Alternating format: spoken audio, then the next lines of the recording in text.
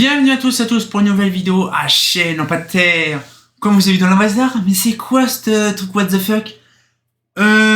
C'est du haut gros, donc bien sûr après je mettrai, comme vous avez vu dans la description, vous verrez le nom du luminaire parce que je l'ai pas en tête, c'est un truc what the fuck. Franchement, un luminaire un peu bizarre, hein. C'est du néerlandais bien sûr, mais c'est chimique, hein, je vous garantis. De base j'ai cru que c'était de l'aluminium, en fait c'est du polyester. La vasque c'est du polycarbonate, le châssis c'est un truc profilé, c'est même pas un truc moulé, qui manque en plus parce que je ne sais pas comment c'est. Le truc tellement rudimentaire, petite douille Philips, on ne remercie. Mais par contre c'est un truc un peu what the fuck, comme vous avez dans l'avatar, c'est un truc futuriste. Mais par contre c'est vraiment un truc en polyester armé de fibre verre, un peu comme la VM ou la Trafic, mais par contre elle est ultra robuste.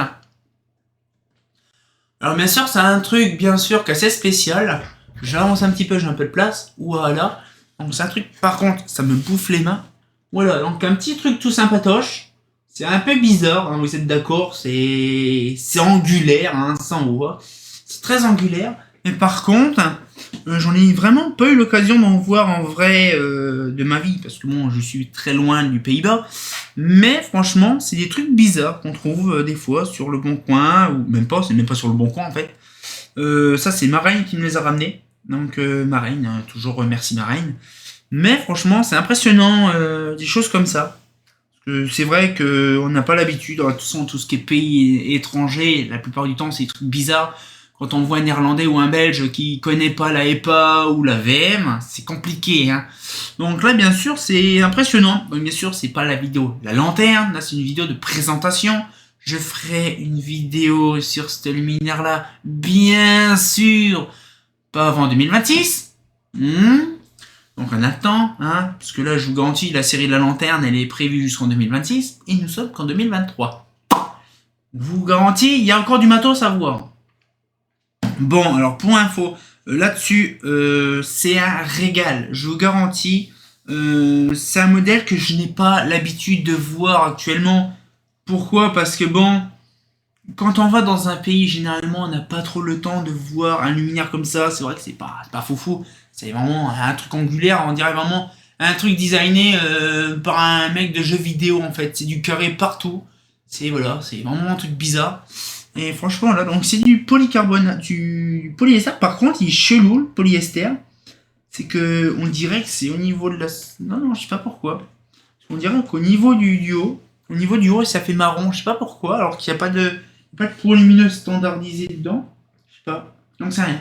Mais voilà, donc c'est un petit modèle, donc c'est du haut gros. Donc vous verrez la référence, bien sûr, dans la vidéo, dans la description du nom de la vidéo. Mais voilà, donc c'est un truc bizarre, c'est pas commun. C'est pas commun du tout. Donc je pense que certains puristes du Pays-Bas qui me connaissent un peu le français, qui me connaissent, peuvent me dire un petit peu plus de détails sur ça. J'ai une seule doc sur ce modèle-là. C'est impressionnant. Que je redemanderai à Marraine qui me la refile, parce que c'est Marraine qui me l'a refilé et je ne la retrouve plus la doc. Donc du coup il faudrait qu'il me la refile. Comme ça je la remettrai dans mon catalogue. Mais franchement, ça fait zizir de voir des modèles comme ça. C'est pas commun. Je regarderai plus en détail. Je demanderai à Fosa si lui, il peut me redire le nom, parce qu'il y a Ogro, il y a aussi une autre marque qui l'a fabriqué. Non, je crois que c'est un peu comme Mazda et Progelux, c'est un petit peu le bordel, c'est des reprises, des machins, un sous-fabricant, machin, c'est un peu complexe. Mais franchement, ce modèle-là, je croyais que c'était de l'alu, comme je vous disais, donc quand on l'a nettoyé, Dorian, il prend plaisir à nettoyer des lumières comme la Z2 qu'on a vu le dernier coup. Celle-là, il y en a d'autres aussi qui vont arriver. Mais là, franchement, on dit sur le cul, je croyais que c'était de l'alu. Mais c'est impressionnant de se dire quand même que c'est vraiment du polyester qui est peint, qui est pas teinté dans la masse, mais il est peint. Donc du coup, ça fait drôle. Et il y a des endroits, l'aluminium, le plastique est pas brillant, mais les satinés, on dirait que c'est vraiment fini à l'arrache, quoi. Le polyester n'est pas assez liquide, donc du coup ça fait un peu épais et donc filandreux.